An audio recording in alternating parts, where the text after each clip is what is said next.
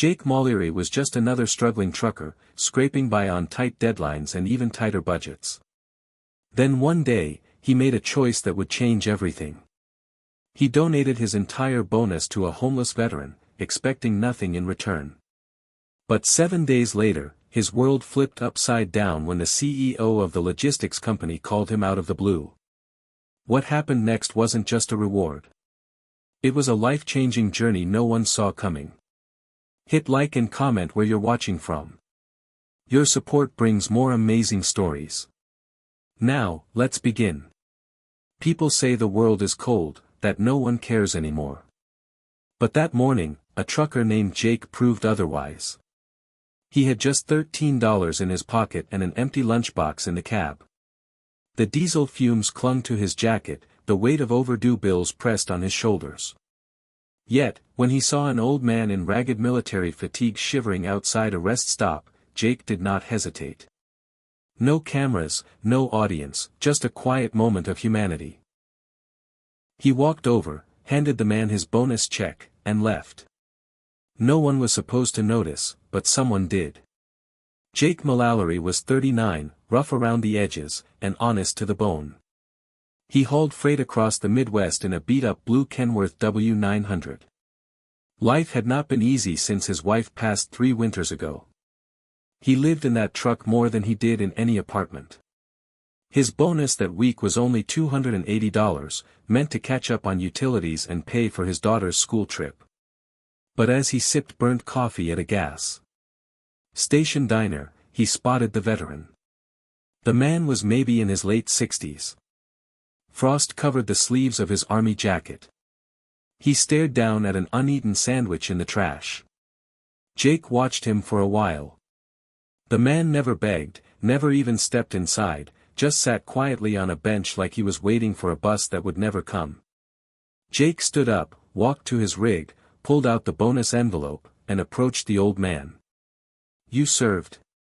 Jake asked. The man looked up, nodded once.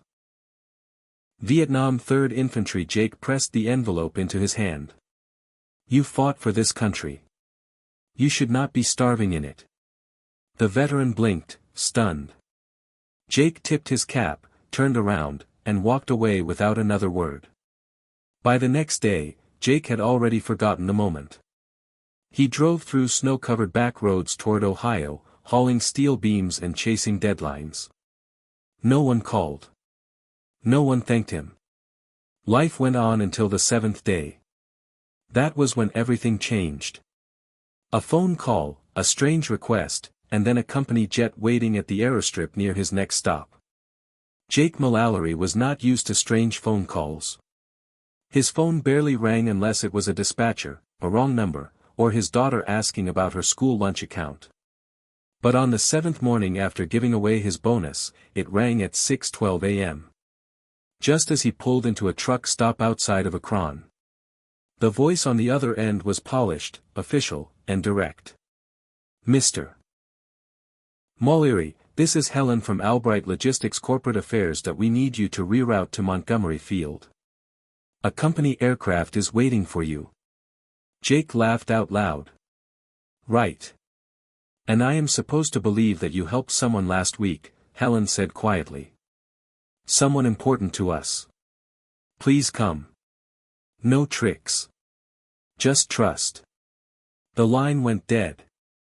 Jake stared at the phone, unsure whether he was being pranked or set up.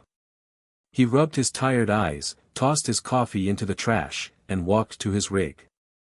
The GPS flashed. Montgomery Field, 72 miles southwest. He hesitated just long enough to feel foolish, then started the engine.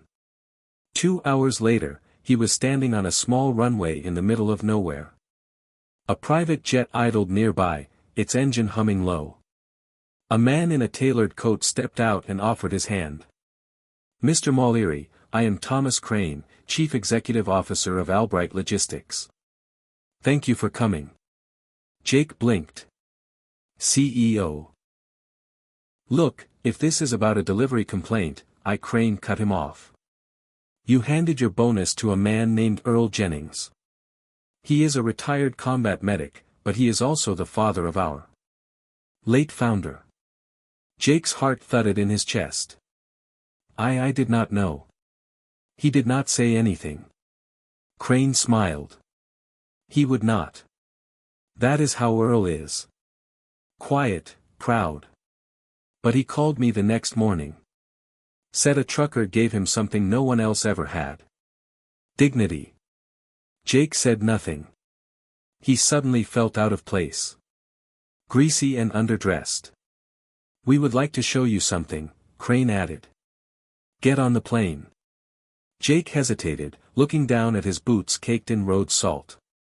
Then, for reasons he could not explain, he climbed the steps into the jet. Inside, everything was leather, polished wood, and silence. Jake had never flown. The takeoff felt like a punch to the chest. But what waited on the other side of that flight would alter his life in ways he never imagined. The jet touched down just after noon on a snow-dusted tarmac in Louisville. Jake had barely spoken a word the entire flight. He had spent most of the ride gripping the armrests and trying not to stare too long at the polished walnut paneling or the endless stretch of clouds out the window. He was a trucker born on asphalt, raised on diesel fumes and truck stop coffee. Flying in a private jet was like stepping into someone else's dream. As the plane taxied to a halt, Thomas Crane leaned over. I want to be clear, he said. This is not a publicity stunt. You are not here to be paraded around for press. Earl Jennings insisted that we honor you privately with dignity, the same way you treated him. Jake gave a slow nod. I did not do it for recognition. I know, Crane replied. That is exactly why it matters. A black SUV was waiting just beyond the hangar. Inside, Jake expected security guards and boardrooms. Instead, they pulled into a gated facility lined with enormous trucks, brand new and gleaming in the sun. But these were no ordinary rigs. They were modified custom-fitted machines with the latest long-haul tech, automated load systems, smart road AI, even driver-first sleeper cabs. Crane turned in his seat. This is the future of Albright Logistics. We want you to be part of it. Not as a driver, as an advisor, a partner. These machines are impressive, but they need the wisdom of someone who understands the road. Someone like you. Jake stared at the rows of rigs, still struggling to process what he was hearing.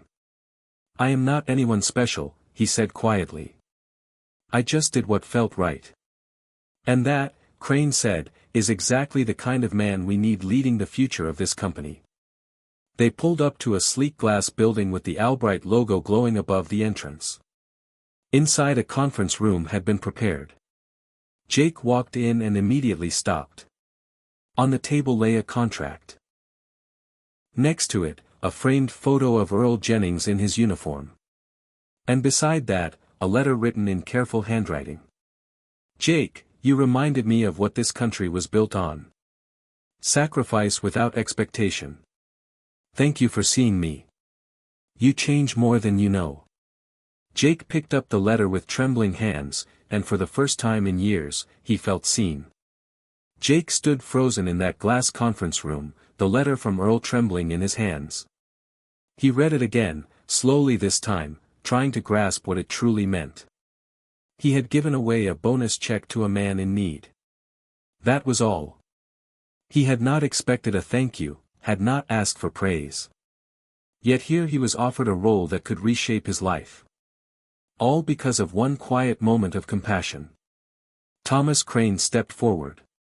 We are not asking you to give up the road. We are offering you something bigger. Part-time advisor, training lead. You would help guide our drivers, share your experience, shape the rigs that will carry America's future. We will work around your roots. Jake set the letter down gently. His voice was quiet. Why me? Crane smiled. Because when no one was looking, you did the right thing. And this company was built by a man who believed that kind of heart deserves to lead. For a long moment, Jake said nothing. His calloused hands hovered over the contract. He thought of his daughter, of the years he had spent sleeping in the back of his truck, showering in gas station stalls, eating whatever was 2 days old and cheap. He thought of every time he had seen someone in need and pass by. Too tired, too busy, too broke. But that day he had stopped. And now everything was different. He picked up the pen. "I will do it," he said, his voice steady. "But on one condition." Crane raised an eyebrow. "Name it." Jake looked him in the eye. "We take care of the drivers no one sees. The old vets living in their trucks. The women hauling solo with no backup. The rookies drowning in debt. We build something that honors them." Crane nodded slowly. "That was already the plan, but now you are going to help lead it." By the end of the day, Jake had a new title, a new role, and a new sense of purpose. He was flown home with a full schedule ahead of him. Interviews, design sessions, route analysis, and mentorship programs. But more than that, he was given a platform to make real change. And it had all started because he had seen a man others ignored. The weeks that followed changed Jake Mallerie's life in ways he never imagined. The dusty highways he once ruled gave way to conference rooms and design labs. Yet every mile of road, every dawn spent hauling freight remained etched deep in his heart. He was no longer just a trucker. He was a voice for those who drove through storms and silence alike. Jake threw himself into his new role, mentoring rookie drivers, advising engineers on practical truck designs, and championing better health benefits for veterans and long-haul workers. His daughter beamed with pride when he told her about the program he helped build, a network dedicated to supporting drivers with mental health services, emergency aid, and flexible routes that respected family time. One cold morning, months after that unexpected phone call, Jake stood outside his rig at a bustling rest stop. A group of drivers gathered around him, veterans and newcomers alike, sharing stories, advice, and laughter. The community he helped foster was alive and growing, a family forged by miles and kindness. Jake thought back to Earl Jennings, the quiet veteran whose courage had sparked this chain of events. He had never imagined that a simple act giving away his bonus would ripple so far. But sometimes the smallest gestures change the biggest lives. Just then, Jake's phone buzzed. It was a message from Thomas Crane. "Keep leading the way. We have more roads to change." Jake smiled. The road ahead was long, but he was ready.